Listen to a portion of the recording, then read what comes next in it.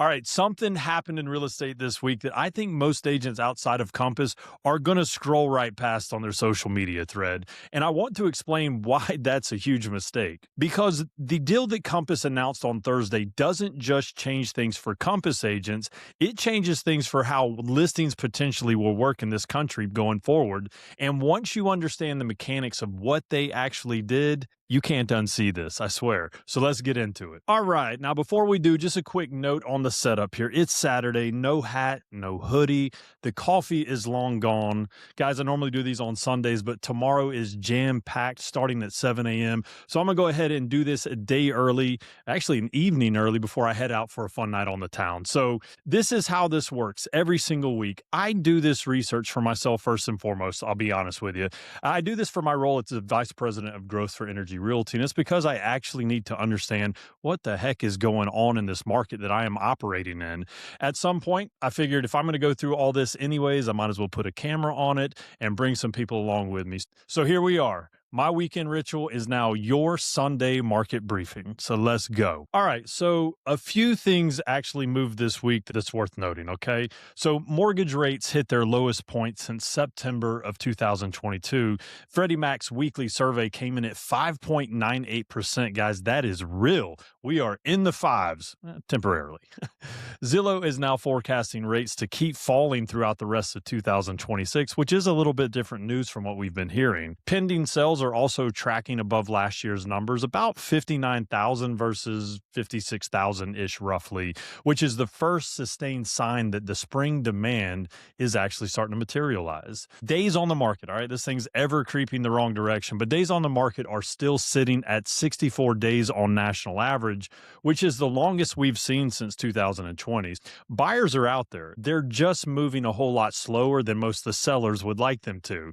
They've got more choices. They have some leverage, and bottom line is, guys, they're just not rushing. So the other thing that happened this week, and I think this one is one that's not getting enough attention, is that the Treasury Department missed its own February 19th deadline to define what a large institutional investor is under Trump's executive order from January. That order said the government would stop supporting institutional investors purchasing of single-family homes, right? But they can't enforce that without a definition.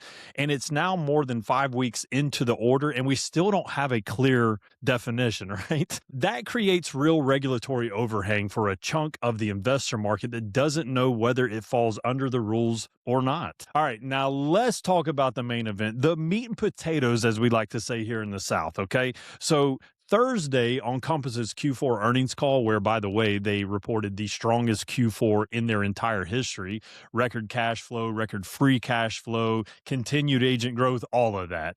Compass announced a partnership with Rocket Companies to display its private exclusive listings on Redfin. So Rocket Companies bought Redfin a while back. I think most people know that. Now it's a part of this deal. Here's why this matters, though.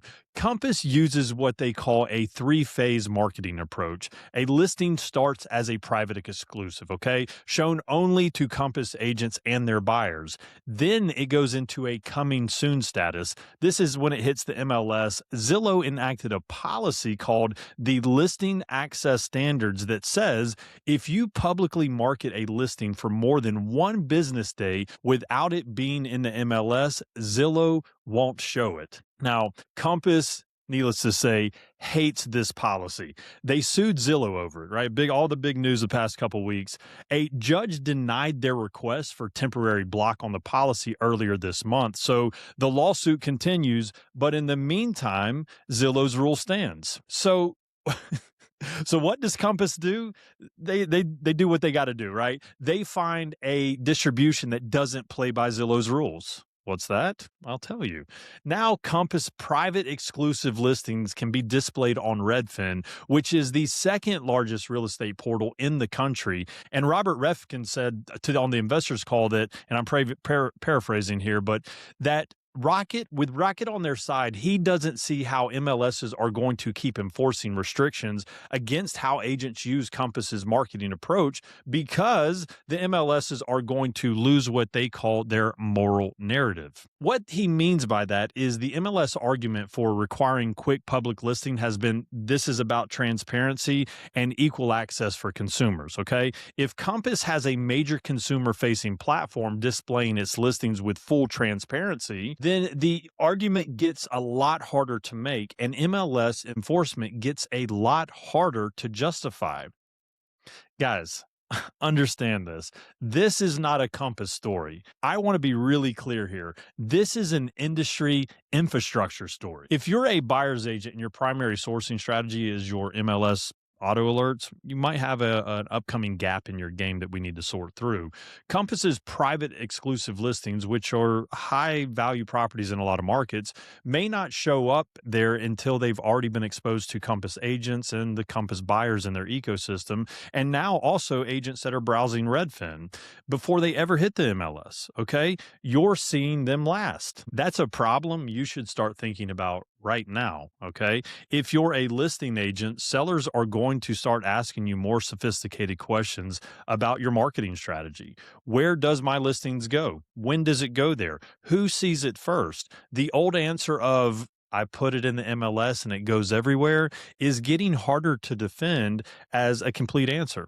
Honestly, let's be honest, it was never a complete answer, but we leaned into it, right? You need to know the ecosystem better than your client does. And right now, the ecosystem is changing on what seems to be a dang near daily basis, right? And if you are a brokerage leader, this is the most significant competitive development in the industry this particular week. It's not the rates. Yes, 5 point whatever, but this is much bigger than that. It's not the spring market. This right here is the biggest news because whatever Compass does at scale tends to influence what the rest of the industry eventually adapts to, right? They moved the needle on buyer agreements before the NAR settlement required it. They pushed the MLS on private listings for years, and now they're building a distribution infrastructure that doesn't need Zillow. That's crazy. This is big news, right? So the spring market data is genuinely encouraging. Rates are at a 3-year low. Pending sales are up. Buyers are back. But the market coming back is not the whole story this week. The market is coming back into an industry that is structurally different than where it was even 6 months ago. The agents who are going to be positioned well through all this are the ones who actually understand their value proposition. And guys, that value can no longer be I have access to the MLS and all my houses go everywhere. It needs to be that you understand the market. You know how to negotiate. You can move a client through a decision when things are uncertain because there's been a lot of that, right? That's what holds up when platform dynamics shift. It's the transaction skill. It's the relationship skills. All right. So that's the week, right? That's what I got for you.